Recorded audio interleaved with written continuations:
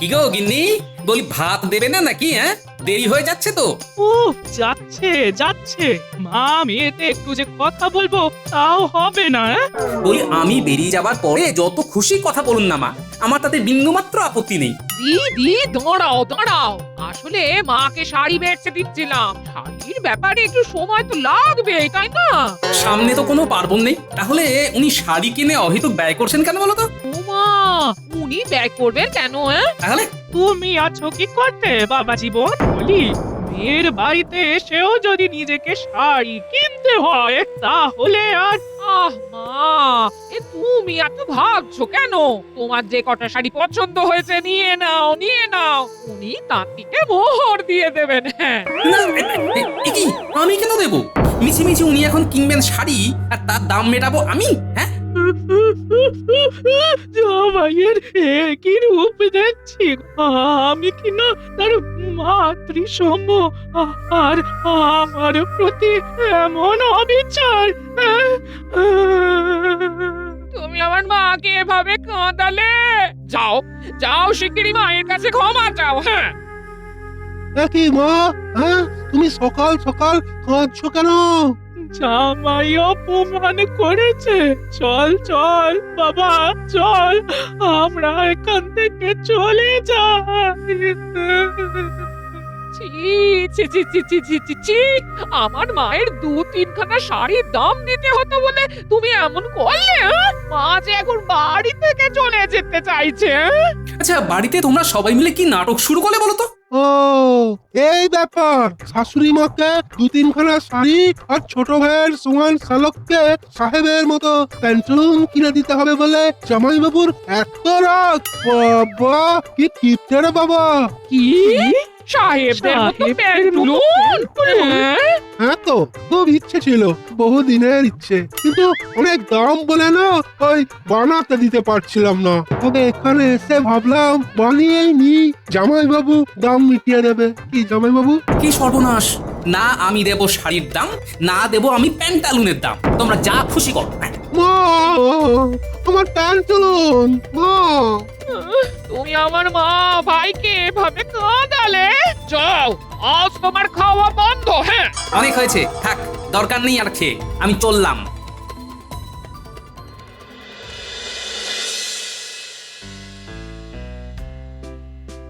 তাহলে সব হিসেব এই বিগত 6 মাসের মিলে গেল, তাই তো? হ্যাঁ মহারাজ, আমি আছি, আর না মিলে যাবে কোথায়? কারণ হিসেবে গড়মিলটা তো আপনি ভালো করতে পারেন মন্ত্রী মশাই। কি হচ্ছেটা কি? আবার তোমরা এসব বাঁকা বাঁকা কথা বলা শুরু করলে। আজ সকলের অনেক পরিশ্রম গেল। চল আজকের মতো আমি সভার ইতি ঘোষণা করছি। সভার এখন ইতি হবে না, কারণ দেখুন প্রহরী আসছে, হাতে ধরা আছে তার পত্রখানা। বাবা, এখন আবার কার পত্র? খন বলছে এ পত্র নবাবেরই হবে। নবাব বাহাদুর তার দূতের মাধ্যমে একখানি পত্র পাঠিয়েছেন। হ্যাঁ, দাও দাও দাও গোপাল, পত্রটা পড়ো তো দেখি।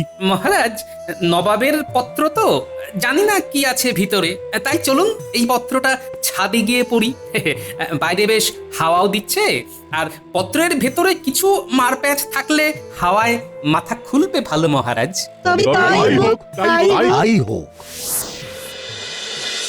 মহারাজ, এই পত্রে নবাব জানিয়েছেন যে তিনি এবার থেকে তার জন্মদিন প্রতি বছরে তার সাম্রাজ্যের অধীন কোনো না কোনো রাজ্যে পালন করবেন। তাই বুঝে গেছি, তাই এবারে তিনি জন্মদিন পালনের স্থান হিসেবে এই কৃষ্ণনগরকে বেছে নিয়েছেন, তাই তো? শুধু তাই নয়, তিনি বলেছেন তার জন্মদিনে রাজ্যের সব অধিবাসীকে যদি হাজির করতে পারেন তাহলে উনি আপনার 3 বছরের খাজনাও মুকুব করে দেবেন। ব্যাপারটা তো মন্দ নয়, বেশ ভালোই হবে। ভাবতে পারছেন মহারাজ, আগামী 3 বছর যদি আপনাকে খাজনা না দিতে হয় তাহলে আপনি কতটা ধনী হয়ে যাবেন? হ্যাঁ, আর আমি যত ধনী হব তার সাথে সাথে পরোক্ষভাবে তোমারও তো মোহরের সংখ্যা বাড়বে মন্ত্রী। মহারাজ এমন বলবেন না। মহারাজ, কথাটা শুনে যত সহজ বলে মনে হচ্ছে, আদৌ ব্যাপারটা কিন্তু অত সহজ নয়। সেই দিন কোনো কারণে মোট রাজ্যবাসীর ভেতরে একজনও কেউ অনুপস্থিত থাকলে এই সুযোগ হাতছাড়া তো হবেই, উপরন্তু আপনার তহবিল থেকেই প্রচুর ব্যয় হবে কোনোরকম লাভ ছাড়াই। আগামীকাল আগে তাহলে যে ঠেড়া পেটায় তাকে খবর দিই, বলি যে খবরটা চারিদিকে রাষ্ট্র করে দিতে, তারপরে কিভাবে কি হবে তা নিয়ে তোমাদের সাথে আলোচনায় বসি।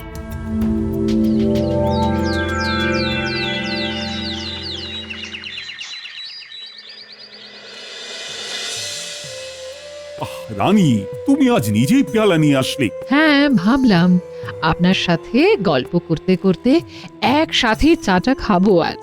তা বেশ করেছো। জানো তো, ওই নবাবের ব্যাপারটা নিয়ে না বেশ চিন্তায় রয়েছি। এটার জন্য বেশি ভাববেন না মহারাজ, আমি তো আছি। আমি নিজের হাতে ওনার জন্য আর গোটা রাজ্যবাসীর জন্য পায়েস রাঁধবো। তুমি ভেবেছো রানী এই এত লোকের জন্য পায়েস রাঁধবে? মহারাজ, আপনি যখন এতজন লোকের ভালো মন্দ নিয়ে ভীষণ ভাবে চিন্তা করেন, তখন আমি কি কিছু বলি? আপনাকে বারণ করি? না, কিন্তু আর কোনো কিন্তু নয়, কথা তো হয়েই গেল। এবারে বাকি ব্যবস্থা আপনি করে ফেলুন মহারাজ। মহারাজ, কি ব্যাপার, গিয়েছিলে ঢেড়া বাদকের বাড়ি? আগে হ্যাঁ মহারাজ, সেইখান থেকেই আসছি আর কি। বলো, কি বললে সে? কিছুই বলতে পারেনি, কারণ তার ভীষণ জ্বর আর সর্দি কাশি, গলা দিয়ে কোনো রকম আওয়াজই বেরোচ্ছে না। হ্যাঁ, কি সর্বনাশ তাহলে। আমি এখন দিকে দিকে কি করে খবরটা ছড়িয়ে দেব রানী? মহারাজ, এতটা উতলা হবেন না। প্রহরী, তুমি এখন এসো। উত্তলা না হয়ে কি পারি বলো? শুনুন মহারাজ, আমার মাথায় একটা বুদ্ধি এসেছে।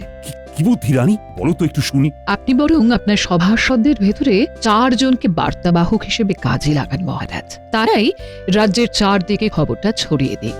আপনি তাদের বলুন, নবাবের জন্মদিনের দিনে সব থেকে বেশি লোকের উপস্থিতি যে ঘটাতে পারবে তাকে আপনি 500 মোহর দেবেন। কিন্তু নবাব যে বলেছেন রাজ্যের সকলকে উপস্থিত থাকতে। নবাব তো বলবেনই, আপনি সভাসদদের একবার পুরস্কারের কথাটা ঘোষণা করে দেখুন মহারাজ। পুরস্কারের কথা শুনলে সকলেই কাজটা ঠিকঠাক ভাবে করতে তৎপর হবেন। বেশ, তাহলে আজকেই কথাটা ঘোষণা করব। এই সবার শরীর ঠিক তো? আসলে কালকে তো খুব পরিশ্রম গেছে সবার, তাই আমি ইচ্ছে করি আজকে দুপুরবেলা সভা বসানোর সিদ্ধান্ত নিয়েছি। মহারাজ, বলছি কি, আজকে ঢেড়া বাদক ঢেড়া পিটিয়ে খবরটা কি রটিয়েছে? আসলে কিছু শুনলাম না তো, তাই জিজ্ঞাসা করছি। হ্যাঁ, সেই ব্যাপারেই তোমাদের সাথে আমার একটা জরুরি কথা আছে। কি কথা? কি কথা বলুন না মহারাজ। বলুন বলুন মহারাজ, আমি সব সময় আপনার পাশে আছি। পাশে না থাকলে আপনার ভান্ডারে অতিরিক্ত মোহর আসবে কিভাবে বলুন? হ্যাঁ, শোনো, হাতে তো বেশি সময় নেই, তাই কাজের কথায় আসি। বলুন মহারাজ। আমি চাই আমার সভাসদদের ভিতরে 4 জন দায়িত্ব নিয়ে রাজ্যের চারিদিকে এই খবরটা রটিয়ে দিক। আর শুধু তাই নয়, যে নিজের বুদ্ধি বলে সব থেকে বেশি লোককে হাজির করতে পারবে তাকে আমি 500 মোহর পুরস্কার দেব। 500 মোহর? মহারাজ, আপনি বলুন কে কোন দিক প্রচারের দায়িত্ব নেবে? উত্তর দিকে প্রচার করবে গোপাল, দক্ষিণ দিকে মন্ত্রী, পূর্ব দিকে প্রচার করবে সেনাপতি এবং পশ্চিম দিকে প্রচার করবে সভাকবি। মহারাজ, আপনি কোনো চিন্তা করবেন না, আমি দক্ষিণ দিকের সব লোককে উপস্থিত করে তাক লাগিয়ে দেবো একদম। আমিও করব সব রকমের চেষ্টা যাতে হাজির থাকে পশ্চিম দিকের একদম কোণাতে বাস করা শেষ বাড়ির লোকটা। আমিও করব যথাসাধ্য চেষ্টা। এখন দেখা যাক। মহারাজ, দেখি কি হয়, তবে চেষ্টার কোনো ত্রুটি রাখবো না। দেখো সবাই কতদূর কি করতে পারো, তোমরাই আমার আশা ভরসা সব। যদি পারো তো এই রাজ্যের আগামী 3 বছরের জন্য খাজনা মকুব করার চেষ্টা করো। মহারাজ, প্রচার যে করব তার জন্য তো একটা প্রচারপত্র বা বিলিপত্র লাগবে, সেটা কোথায় পাবো? ও হ্যাঁ, ভুলেই গেছিলাম। ঠিক আছে বিজ্ঞানী, তুমি বরং তোমার যন্ত্রের সাহায্যে কয়েকশো বিলিপত্র চেপে দাও, কেমন? যথাজ্ঞা মহারাজ।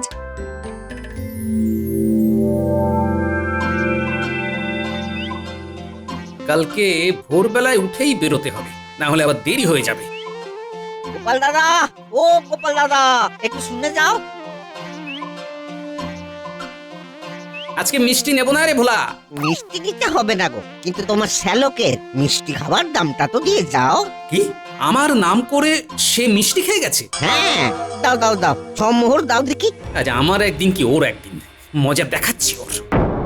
হ্যাঁ বাবা, যতদিন থাকবো তোমার হাড় মাস সব একেবারে কালি করে ছেড়ে দেবো গোপাল ভাঁড়। চাপড়াবে এখন শুধুই কপাল। হ্যাঁ,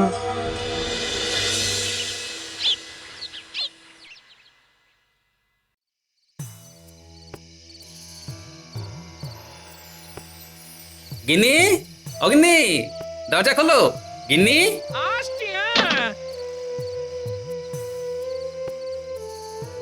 কি গো এতক্ষণ কোথায় ছিলে? হ্যাঁ, আরে শাড়ি জামা কাপড়ের হিসেব করছিলাম, হ্যাঁ। কি সেই শাড়ি জামা কাপড় কিনেই ছাড়লেন উনি? এই দেখো দোহাই তোমার, আর এই নিয়ে ঝগড়া অশান্তি করো না, হ্যাঁ। আজ আছে কাল নেই, এসেছেন যখন শাড়ি কিনতে শখ হয়েছে, একটু কিনে দাও না। শুধু কি এই, তুমি জানো তোমার ভাই আমার নামে ধার করে ভোলার দোকান থেকে মিষ্টি কিনে খেয়েছে? আহা, কচি ভাই আমার, মিষ্টি খেতে ইচ্ছে হয়েছে, খেয়েছে, তাকে আর এই নিয়ে বকাবকি করো না তুমি, হ্যাঁ। হ্যাঁ, এই করে আমার যে গেটের কি হাল হচ্ছে তা তুমি জানো না গিন্নি? দেখো বাবা জীবন, আমাকে আর আমার ছোট ছেলেটাকে জামা কাপড় কিনে দিচ্ছ বলে আমার মেয়েটাকে গাল মন্দ করো না। কথাতেই তো আছে, তুমি যত দেবে তার দ্বিগুণ ফেরত পাবে, হ্যাঁ। হ্যাঁ, এত কৃপণ হবে না জামাই বাবু। তুমি আবার মুখ খুলছো? হ্যাঁ, আজ তোমার একদিন কি আমার একদিন।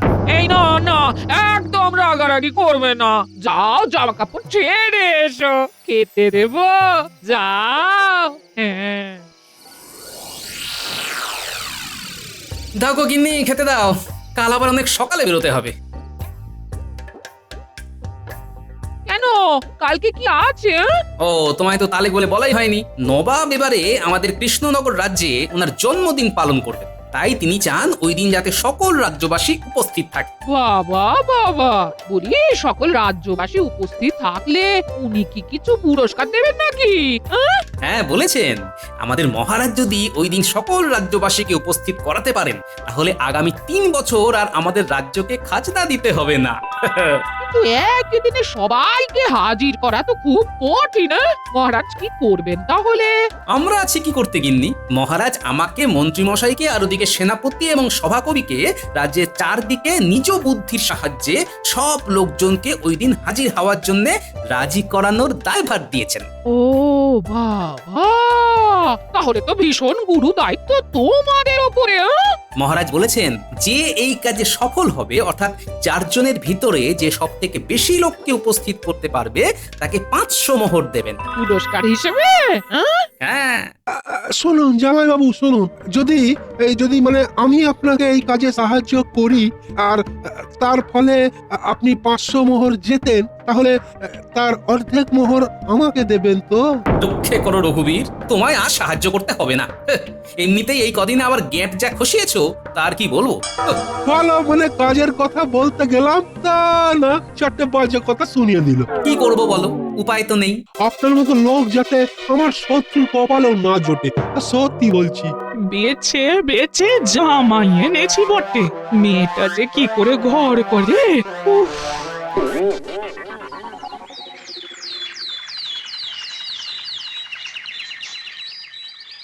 কি তাহলে সবাই প্রস্তুত তো? হ্যাঁ মহারাজ। মহারাজ, বিজ্ঞানী, দিয়ে দাও তাহলে সকলকে তোমার ছাপানো বিলপত্রগুলো।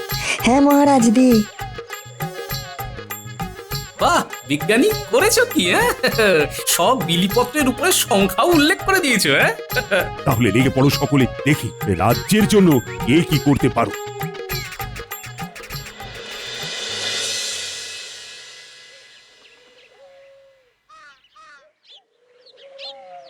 ও গোপাল দাদা, আমায় ডেকেছো কেন? হ্যাঁ তুমি এসে গেছো, বাহ বাহ বাহ। শোনো শোনো, তোমাকে আরেকটা বিশেষ কাজে ডেকেছি, বুঝলে? মানে তোমাকে আমার একটা কাজে সাহায্য করতে হবে। বলো গোপাল দাদা, কি কাজে সাহায্য করব? নবাব তো এই রাজ্যে তার জন্মদিন এবারে পালন করবেন, তা নিশ্চয়ই শুনেছো। হ্যাঁ শুনেছি, নবাব তো এটাও বলেছেন তিনি তার জন্মদিনে এবার গোটা রাজ্যবাসীর উপস্থিতি দেখতে চান। হ্যাঁ, তাই আমরা আজ থেকে প্রচারে বেরিয়েছি। তা আমায় কি করতে হবে একটু বলো শুনি। আমি যখন প্রচারে যাব, মানে এখন আমার সাথে তুমিও যাবে, আর তারপরে কি করবে সেটা আমি তোমায় বলে দিচ্ছি।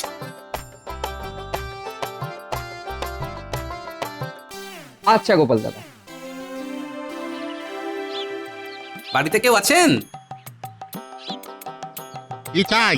আগে নবাবের জন্মদিনের আমন্ত্রণের বিলিপত্র, ওই দিন কিন্তু সপরিবারে আসা চাই। আমারও সব লাগবে না, আর আমরা যাবো না। কি ব্যাপার গোপাল দাদা, কি বিলি করছো? নবাবের জন্মদিনের আমন্ত্রণের বিলিপত্র নিয়ে যাও ভাই। না না না, আমার লাগবে না। লাগবে না মানেটা কি? হ্যাঁ হ্যাঁ, আজকে তো মেরো না, মেরো না। নিচ্ছি নিচ্ছি আর অবশ্যই আসবো। হ্যাঁ, মনে রেখো লাঠির বাড়িখানা। দাদা ও দাদা দিন দিন দিন আমন্ত্রণ পত্র দিন, আমরা আসবো। দাদা দাদা আমাকেও দিন, আমরাও যাব। আমরা সকলে আসবো।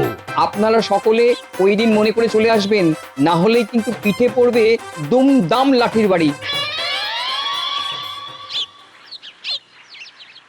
রে বটা ঘটা, ওই আমন্ত্রণের বিলিপত্রগুলো বের কর। এই ঘটা শিগগিরই বের কর। দি দি দি মন্ত্রী মশাই, ও মন্ত্রী মশাই, এক মিনিট। আরে তুমি কি ব্যাপার এই সময়ে এখানে কি করছো? এই আপনার পিছু নিয়ে এখানে এসে পড়লাম আর কি। আপনার দলে আপনার হয়ে কাজ করব বলে। না, আমার আর কাউকে দরকার নেই। আমার বটা ঘটাই বাঁ হাত আর ডান হাত। আরে মন্ত্রী মশাই, আমাকে একটু অজুহাত হিসেবেই নিন না, কি আছে দেখুন না কেমন কাজ করি। সব কম নয়। বেটা ভীষণ ঠান্ডা পাচ্ছে। যাকে প্রচারের সাথে সাথে আমন্ত্রণ পত্র বিলি করি। করুন করুন, ছটপট করুন মন্ত্রী মশাই। আমার প্রিয় সকল দক্ষিণবাসী, তোমরা চলতি সপ্তাহের শুক্রবারে নবাবের জন্মদিন উপলক্ষে কৃষ্ণনগরের বড় মাঠে উপস্থিত হয়েও। কেন যাব? উপহার দিতে পারবো না। আরে উপহার দিতে হবে না, খেতেও দেবে। তোমরা শুধু মন্ত্রী মশাইয়ের কথাটা শোনো। তোমরা উপস্থিত না হলে আমি যে মোহর জিততে পারবো না। উনি মোহর জিতবেন বলে আমাদের যেতে বলছেন? খেয়ে দিয়ে আর কাজ নেই, যত সব। তোমরা তাহলে সকলে এসো, আমরা দক্ষিণের আর বাকি বাসিন্দাদের কাছে চললাম।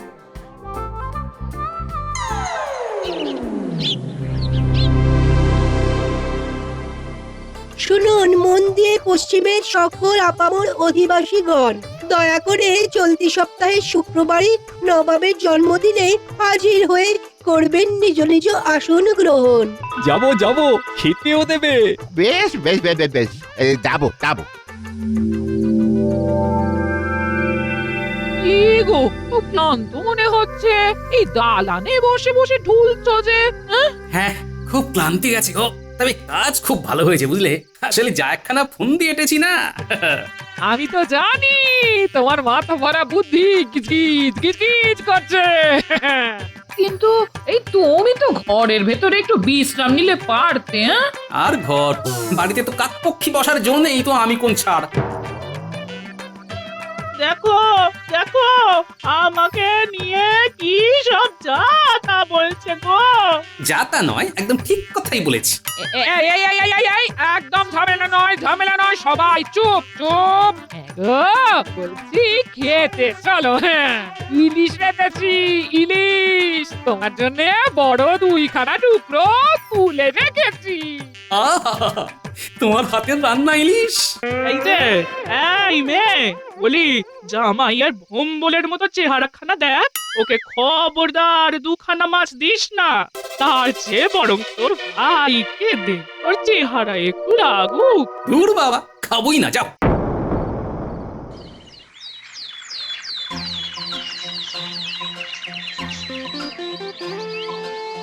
বাবা, উত্তরের তো আসন পূর্ণ দেখছি, সবাই এসেছে। মহারাজ, আমি তো বলেইছিলাম যথাসাধ্য চেষ্টা করব। আমার কথায় পশ্চিমের লোক সব এসেছে, দেখুন মহারাজ। কি ব্যাপার মন্ত্রী, দক্ষিণে লোকজন কই? আমি কি করে জানবো মহারাজ? তারা আসেনি, তাদের ক্ষতি। দক্ষিণের লোকজন আসেনি, কারণ দক্ষিণে গিয়ে মন্ত্রী মশাই বলে এসেছেন সবাই আসলে তিনি অনেক মোহর জিতবেন। তা উনি মোহর জিতলে সাধারণ লোকের কি? তারা আসবেই বা কেন বলুন? তাই তো বেশি জন আসেনি। ছি মন্ত্রী, তুমি ওখানে গিয়ে লোকজনকে লোভ দেখিয়েছো। ওদিকে শুনলাম সেনাপতিও শুধু প্রচার করতে বেরিয়ে লোকের বাড়িতে খেয়েছে আর নিজের শরীর চর্চা দেখিয়েছে। তাই দেখুন পূর্বের আসনও কেমন খালি পড়ে রয়েছে। কি অবস্থা! আচ্ছা গোপাল, তোমার কৌশলটা কি ছিল শুনি, যে এত লোক এসেছে? মহারাজ, আমি পুঁটির বাবাকে নিয়ে প্রচারে গিয়েছিলাম, আর পুঁটির বাবার পিঠে একখানা কুলো বেঁধে দিয়েছিলাম, এবং ওখানকার আশেপাশের লোকের সামনে এমনটাই দেখিয়েছিলাম যে কেউ আমন্ত্রণ পত্র গ্রহণ না করতে চাইলে পিঠে পড়বে দুমাদ্দম মার। ও, তার মানে তোমরা অভিনয় করেছিলে, তাই তো? হ্যাঁ, লোকেদের সামনেই আমি পুঁটির বাবাকে আমন্ত্রণ পত্র দিতে চাইলে সে প্রথমে নিতে অস্বীকার করে, আর সে অস্বীকার করতেই পিঠে লাঠির বাড়ি দিই। এদিকে পিঠে তো কোনো বোধা কেউ বুঝতেই পারেনি, তাহলে সবাই মারের ভয়েই এসেছে। যত ছল চাতুরি। আর তুমি তো চাতুরি করেও ব্যর্থ হও। শুভ জন্মদিন নবাব। বারবার আপনার জীবনে এই শুভ দিনটি আসছে রে। আমিও বুড়ো হচ্ছি এভাবে ধীরে ধীরে। শুভ জন্মদিন। ধন্যবাদ ধন্যবাদ। কিন্তু জাহাপনা বলেছিলেন এই কৃষ্ণনগরের সকলকে এই দিনে উপস্থিত থাকতে। দক্ষিণ আর পূর্ব দিক তো একেবারে ফাঁকা দেখছি। অপরাধ নেবেন না নবাব বাহাদুর। আজকের দিনে আমি কৃষ্ণনগরে এসে খুবই খুশি হয়েছি। যদিও সকল রাজ্যবাসী আসেনি, তবু যারা এসেছে তাদের উপস্থিতিতেই আমি সন্তুষ্ট। তবে আমি তাই বলে 3 বছরের খাজনা মকুব করতে পারছি না। 1 বছরের খাজনা মকুব করুন জাহাপনা। হ্যাঁ, 1 বছরের করলাম। গোপাল, তাহলে কি হবে? কি আবার হবে, বাকি 2 বছর মন্ত্রীর বেতন থেকে কিছুটা করে মোহর কেটে খাজনা দেবেন। হায় হায় হায়। বেতন কাটলে আমি খাবো কি?